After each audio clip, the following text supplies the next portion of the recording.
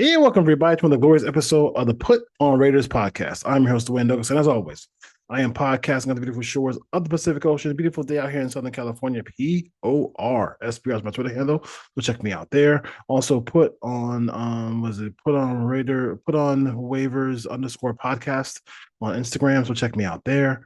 I got some exciting things coming for you guys this week. But right now I'm gonna take this story time. It's just story time with the Raiders here. Story time. So it's pretty clear, and it's pretty like it's out there right in front of you that this franchise in 2025 is not trying to win. Maybe be competitive, but not trying to win. And I know that people are going to say, hey, you're selling the GM short, give him time, whatever. The same media members who say give the Raiders time or give the management, give this new regime time, they disappear when everything goes awry. Um, I'm not going to chronicle the Raiders not taking a quarterback, in the first round because it's just at this point it just is like talking to the wall right next to me. As far as that goes, because the Raiders don't ever do it. Um, but I'll take you back to Reggie McKenzie. Reggie McKenzie came in. Hugh Jackson was the head coach. They lost that home game to I think it was a home game to the Chargers. Last game of the year, where if they won that game, they'd have made the playoffs. They didn't do it, and then they ended up 8-8, whatever. So, and we all know how that ended. Reggie came in with a really good plan on how to build the football team. He was going to build it through the draft and build it through select free agents. Um, excuse me. He went and got out. He went and got assembled the best offensive line, one of the best offensive lines in the history of the franchise. He drafted a quarterback in the second round, even though the owner said draft Carr now. He said, no, I'm not going to draft Carr. I'm going to draft Khalil Mack. He drafted Khalil Mack first. That was a great draft. He went up and picked up Amari Cooper. The free agency pickups were like guys like Michael Crabtree and Rodney Hudson, people like that. We all remember those. Bruce Irvin before he started, getting lazy. He balled out for the Raiders as well, so he was fun to watch. Him and Khalil Mack, Slash Brothers, whatever you want to call them. So he went through the whole gamut of I'm going to build this team through the draft, select free agents. Some guys were hit or miss. You know what I mean? Not everybody was a hit, but they still went out there and did their best to do all that.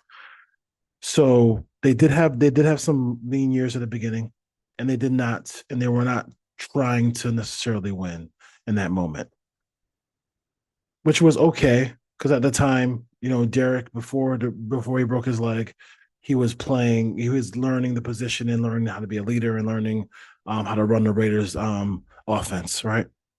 Got rid of Dennis Allen, Sperano, and then Del Rio, stuff like that. But you saw that build. You saw how that build going, how that build went. And that's typically how you build a football team. The way Reggie McKenzie was doing it, right? Shout out to Reggie McKenzie. Reggie McKenzie hasn't been the Raiders GM forever, and Reggie McKenzie still has a bunch of Raiders in a bunch of players in the National Football League right now that he drafted. So shout out to him. But with that being said, there was a moment in that run with the Raiders here where they were playing better than I've ever seen the Raiders play offensively. I mean, they were balling. Everybody remember the infamous Colt game, right? I mean, they were just destroying the Colts. They were moving the football. They look like the best. I mean, like even the Patriots there, they look like they're, the second or best team in the AFC. They were just hot on fire. We all will have that big what if. What if Derek didn't get hurt? Well, what would it look like? for his career with the Raiders, and what would it look like if if they got into the playoffs with a healthy Derek Carr um, before injury, because pre injury he was a daring player, the daring thrower of the football. He was much better than after that moment. But you did all that build. You did everything you possibly could do to build that football team, to make that football team as good as you could possibly make it, right? And then Donald Penn, who played some of the best left tackle you could ever play in a season for the Raiders. Defensive ends couldn't get a sniff on the quarterback. Makes one false move, just one, and it blew up the entire season. It blew up the entire franchise, and the Raiders still have not recovered from that. They ended up finally moving on from Derek. It was a myriad of quarterbacks who just did not fit the bill. They picked up, Geno Smith this year, but my point about this whole story is like of the story of the Raiders is like you can do all that building just to have it blow up in your face, right? Doesn't mean you stop or you quit. It just means that that's what happened. The whole thing blew up in their face because they weren't able to get back to that, back to where they were playing pre Derek Carr injury and all that stuff like that. But Reggie's opposed to when you look at Reggie's rebuild to potentially what Spytek is doing is they didn't have a proven head coach. They didn't have a quarterback who is coming off of three straight winning seasons. Regardless of what you think about Geno Smith, and maybe 9-8 isn't gonna float the boat for you, or you don't think that's a great record, but it's still 9-8 and it's still a winning record, right? So three straight winning seasons. With that being said, this build is let's get 6 to 7, maybe 8 wins and go forward. And to me, if you do it that way with a head coach is in his 70s, with a quarterback who's 35 years old, I understand the contract situation and they probably maybe they can get out of it, whatever. But you are putting yourself in a position here where the most again, nothing the Raiders do better than this is keeping themselves out of a situation where if there is a star quarterback available, let's just say I don't think Arch Manning is going to come out, and I think Arch Manning still has to prove he is a star quarterback. Um, you know, they're not going to be in position. Nussmeyer comes out. These guys go in the top five. They had 2 years in a row where they could have gotten that position figured out, and they didn't.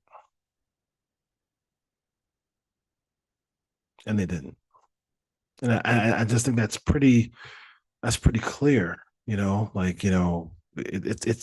something that I just in every build has to have structure and have a moment where you have to have a moment of clarity to say, hey, like this is going to be what we do to build our team and build the foundation for our roster. Well, I mean, this roster is pretty bad, which is fine. Defensive line looks good. Linebackers, secondary, running back room. I mean, I'm running out of faces. for spots on his roster. You know, wide receiver opposite Jacoby Myers. You know, there's a lot there. There's a lot there. They're putting themselves in the by not signing anybody. They're putting themselves in a position where you pretty much have to have a home run and almost every draft pick. So you look at any past drafts for any of these teams. Like you get 9 picks, if 5 of them, 4 starters, and then a fifth guy who's a rotational guy, that's a great draft.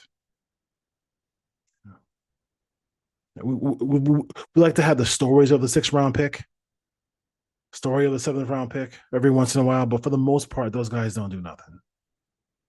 Let's be real. They don't do shit.